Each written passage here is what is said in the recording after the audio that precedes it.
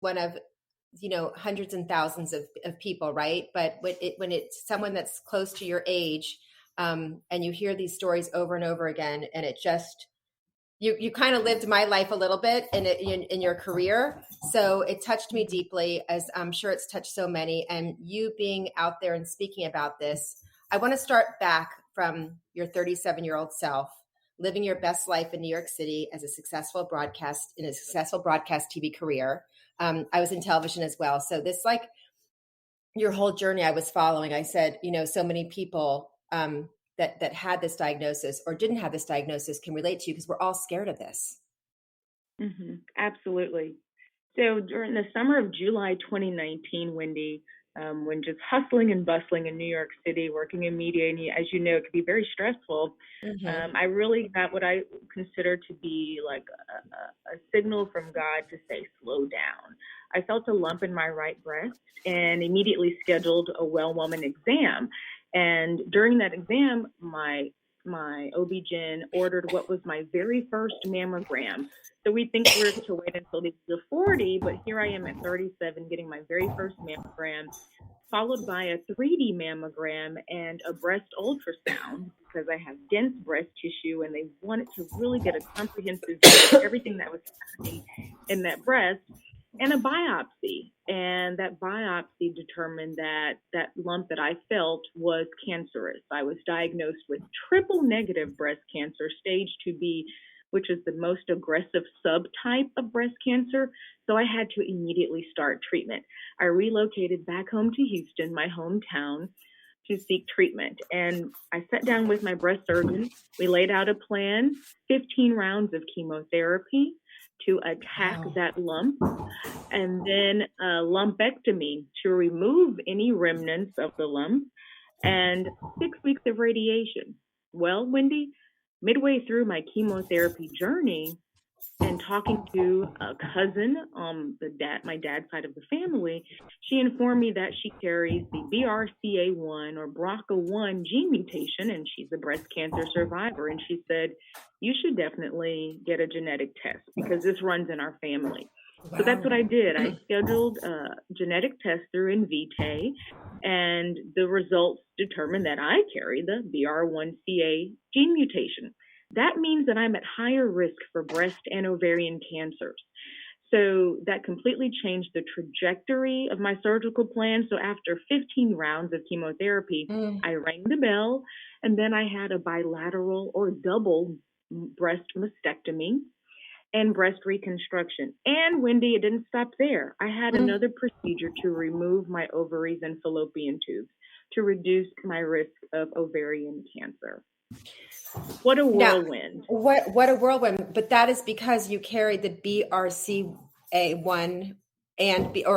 those are the most, and by the way, those are the most common genes known to increase the risk of breast cancer and ovarian cancers. And I think that even if your family doesn't have that gene, should people still get tested for that? Absolutely. There's power in knowing what's happening in your DNA. Mm-hmm. And if you have a family history, then you should schedule your test ASAP. But I think everyone should be empowered with their genetic, the composition of their genetics, right? So I would highly recommend it, because those results can determine, your best treatment plan if you are diagnosed with any chronic illness or disease, and it will give you the greatest chance of survival. And so I'm really excited to partner with Invitae during Breast Cancer Awareness Month to educate people about the importance of genetic testing. Two things that I always like to punctuate when I'm talking to audiences is, number one, women, get those mammograms, schedule your annual mammograms and stay on top of those. And number two, know your family history. Wendy, I'm the 14th Levingston on the paternal side of my family to have been diagnosed with breast cancer. Wow. 14.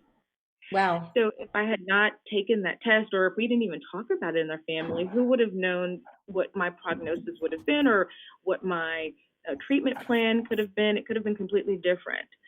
And because I learned so much information during my journey, I created SurviveHER to inform, inspire, and empower women and men too around breast cancer awareness across the nation, because this is a disease that affects women and men every day of the year, not just during the month of October. Absolutely. So you did everything in your power to stop anything else from hopefully ever happening again, because you had that genetic testing done and because you were made aware of that. Absolutely. Exactly. So if, let's say, you were to take the genetic test and you do carry the BRCA1 gene mutation, but you have not been diagnosed with breast cancer, you can take preventative measures and have what's called a prophylactic bilateral mastectomy to remove your breast as a preventative measure. That's what Angelina Jolie did when she discovered that she carried the gene mutation, and she also had a hysterectomy to reduce her risk of ovarian cancer because it runs in her family. I always like to use that celebrity example because people can likely relate to that.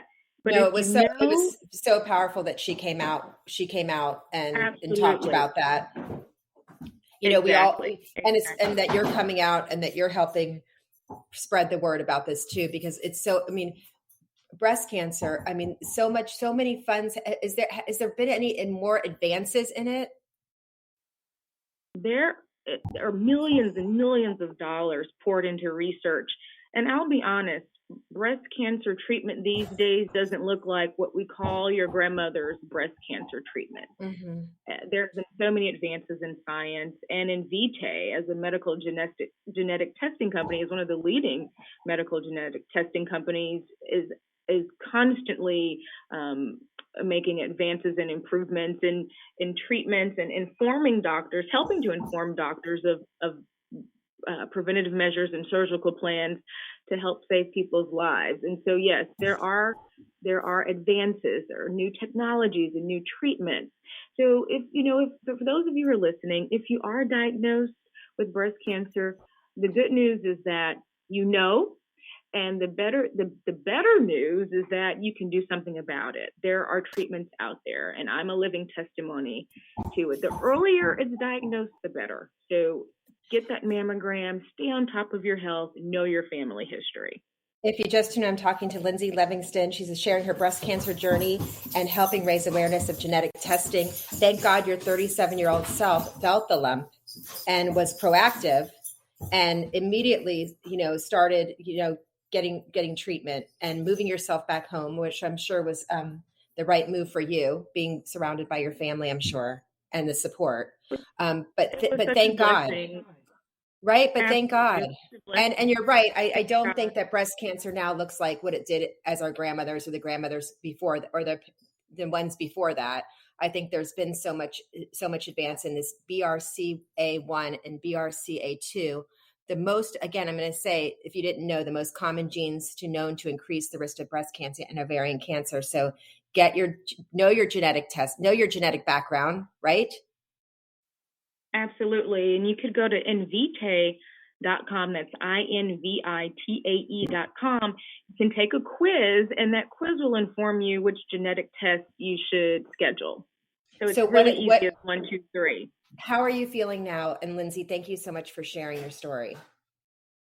I am feeling wonderful, Wendy. I feel like I'm even in better health right now because I've just taken full ownership of my health, making it a top priority. But prior to diagnosis, I was in really good shape. I exercised and I tried to maintain a very clean diet. But now it's even more of a heightened awareness about my health. I'm mindful of what I eat, what I do, and even lowering the amount of stress around me. Working in media can be very stressful, Wendy.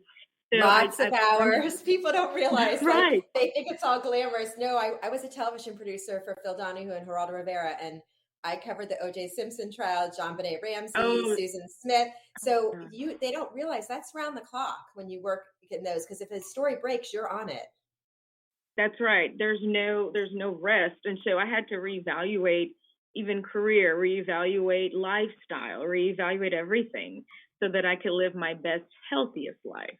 Your best, healthiest life. I like how you said that. So what are you doing now besides raising awareness, which is so important? So I'm working now as a TV producer for a network and working remotely, which allows me the flexibility and completely reduces the level of stress of being in a physical newsroom, and just doing my work through SurviveHER to to raise awareness. And that really is like a full-time job. If you've ever created a nonprofit, it's a full-time job. Absolutely. But it doesn't feel like work because it's just helping women. So I love what I love what I get to do just to help women.